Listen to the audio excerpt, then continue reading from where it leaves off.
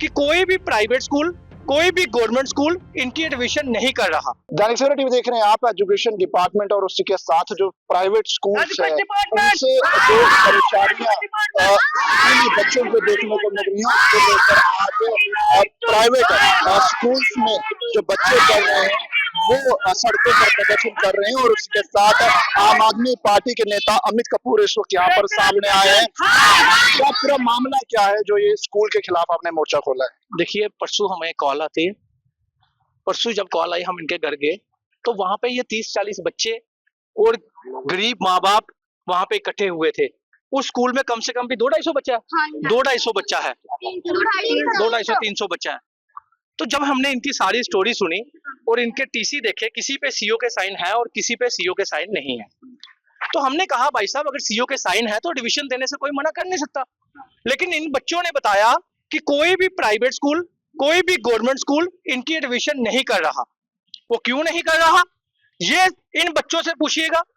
हमारा सवाल ये है कि 40 बच्चे हैं जिनमें से ज्यादातर हमारी बच्चियां हैं। मोदी जी कहते हैं बेटी पढ़ाओ बेटी बचाओ। एक तरफ अनाथ बच्चे समझकर बच्चों को एजुकेशन फ्री दी जाती है और बाहर से फंडिंग इकट्ठी की जाती है।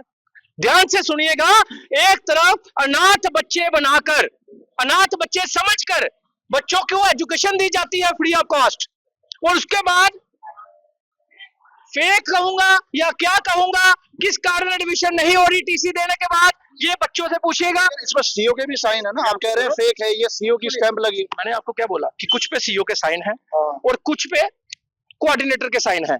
यहां से हमें क्लियर करना है कि सीओ आके सामने क्लियर करे कि भाई साहब इन बच्चों की एडमिशन क्यों नहीं हो रही जबकि आपके साइन है, और किस कौन कौन स्कूल मना कर रहा है, ये बच्चों से पूछिएगा।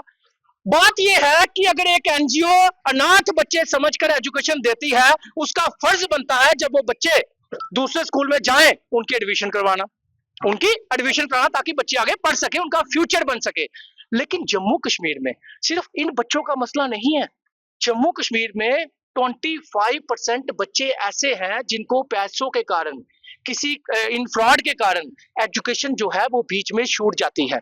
दिल्ली में एक ऑर्डर है, दिल्ली में एक ऑर्डर है कि कोई भी बच्चा, राइट टू एजुकेशन शायद इसी को कहते हैं। अगर हमारी स्कीना इट्टू को समझ आती हो राइट टू एजुकेशन की, अगर हमारे डायरेक्टर सीईओ और जेडीओ को समझ आती हो राइट टू एजुकेशन की, राइट टू एजुकेशन इसी को कहते हैं कि बच्चा अगर पैसों के कारण या फ्रॉड के कारण किसी के बच्चे की पढ़ाई बीच में नहीं छूटनी चाहिए, उसको गवर्नमेंट स्कूल में विदाउट टीसी एडमिशन मिलनी चाहिए जिस तरह दिल्ली में मिलती है। लगभग कितने बच्चे हैं और कितनों के साथ ऐसा खिलवाड़? 30-40 बच्चे हैं। तो इस वक्त मैं आपको बता दूं तो जम्मू के प्रेस क्लब के भीतर मौजूद हूं, जहां पर प्राइवेट स्कूल्स के अंदर जो बच्चे पढ़ रहे हैं वो इस वक्त सड़कों पर उतरे हैं और जहां पर ये कहा जा रहा है कि आखिरकार स्कूल के द्वारा जो टीसी हमें दिए गए हैं उन टीसीज पर जो साइन सरकारी ऑफिशियल्स यानी कि सीओ के द्वारा किए गए हैं या अन्य ऑफिसर द्वारा जो साइन किए गए हैं, उन टीसीज को लेकर जब हम सरकारी स्कूलों के अंदर एडमिशन कराने जा रहे हैं तो हमें एडमिशन अन्य स्कूलों के अंदर नहीं दी जा रही है।